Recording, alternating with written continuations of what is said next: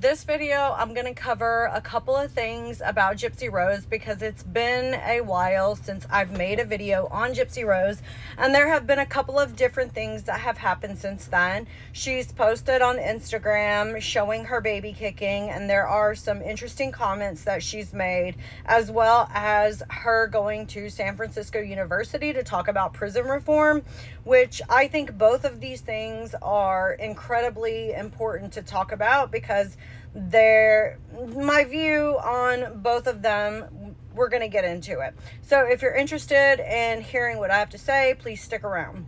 All right, really quickly, let's go over these comments on her post where the baby is kicking. She says, "We will explain when she is old enough and she will be surrounded by family to support us. Plus, she has a grandma. Grandma is Kristy." This is disgusting.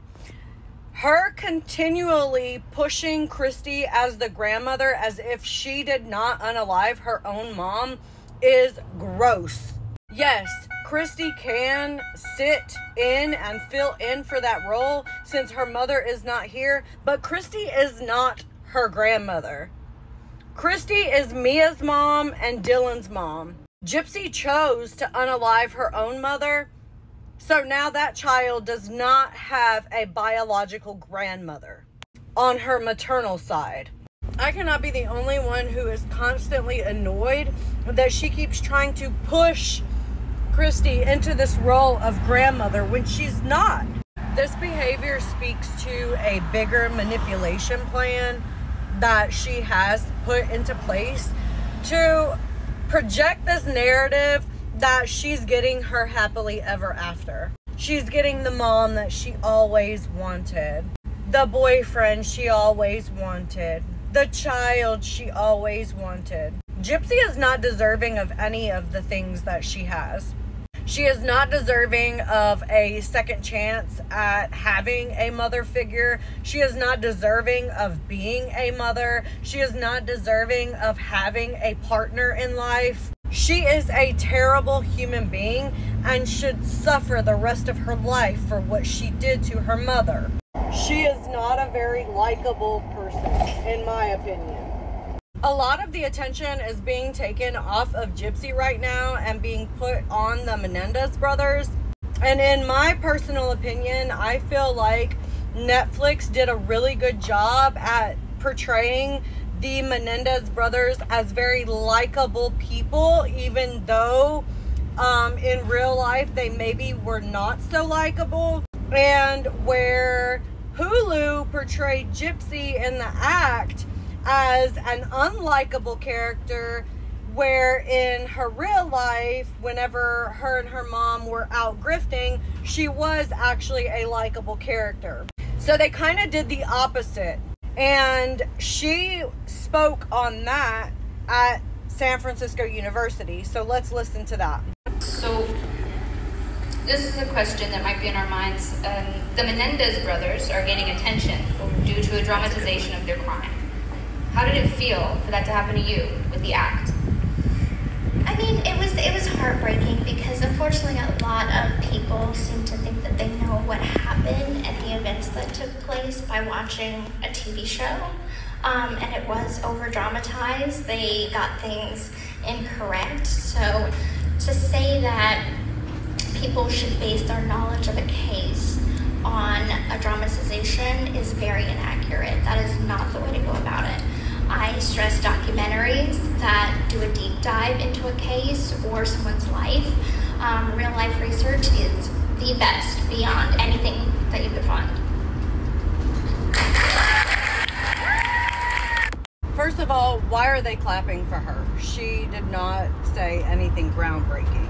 Secondly, she brought up a really good point about real life research. Yes, let's all do real life research, like watching the interrogations, like interviews with people who knew Gypsy and her mother, and reading the police reports and going over her actual medical records and looking into her chromosome deletion, like those real life research. Because the documentaries that she has been in were also paid they were getting paid, so they are spinning a certain narrative, and in my opinion that can't be trusted, because if I'm being paid, my opinion can be swayed. If I'm being paid, I'm being honest about that, and I believe that everybody's opinion in the documentary could also be swayed depending on the price tag. So definitely do your real life research. Look into the case, talk to people who knew her, look at the police records, look at the interrogation, look at her medical records, do the research.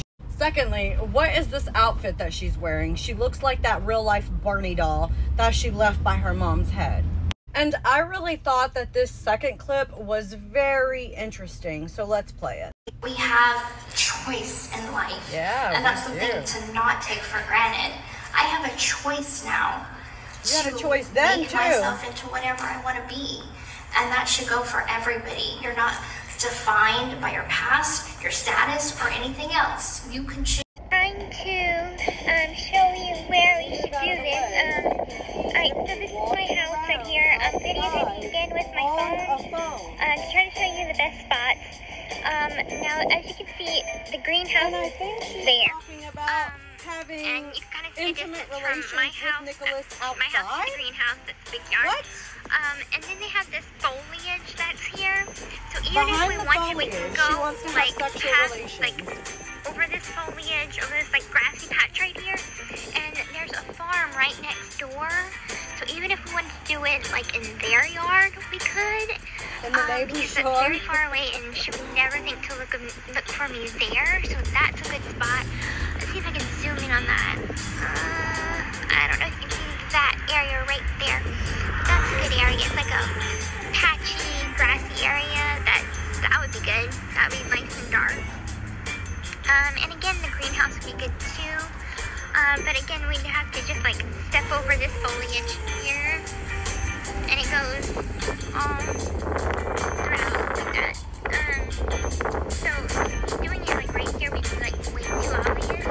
So I'd say cross into the neighbor's yard and go do it there. That way it would be a lot more hidden. Talking about having intimate relations in the neighbor's yard so that she can get This pregnant. is where the garbage is.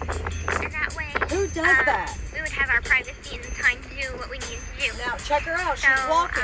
yeah, I'm gonna start going inside. Look how fast she's moving. She's walking up the ramp.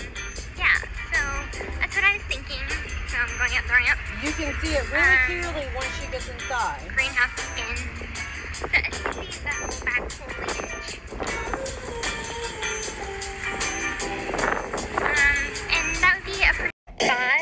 Other than that, I don't really see any other good spots for us to go ahead and do that. But I think that's the best spot. I'm going to find out. Opening the door with ease, walking in with ease. But yeah, again, I think that's the best spot to Look, do what we need to do. She's walking.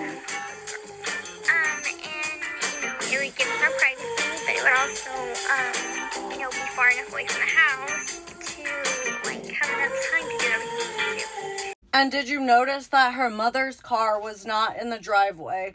So tell me how she's talking about having a choice. Gypsy, you look like you had a really good choice right there while you were on the phone recording where you wanted to have intimate relations with Nicholas to supposedly get pregnant. Why did you not use that same phone to ask for help if you were in such a dire situation and your mother was horribly abusing you so badly? For me, I just cannot understand why anyone is choosing to give this woman an opportunity to speak. She is not somebody to be admired. She has done nothing admirable. Nothing admirable at all. I know I am not the only person who feels this way. Gypsy is manipulative. She wants you to perceive her as a certain way. And she's not. She's not a good person. She will never be a good person. This is just my salty little rant. If you like it, make sure to hit the like and subscribe. And don't forget to comment.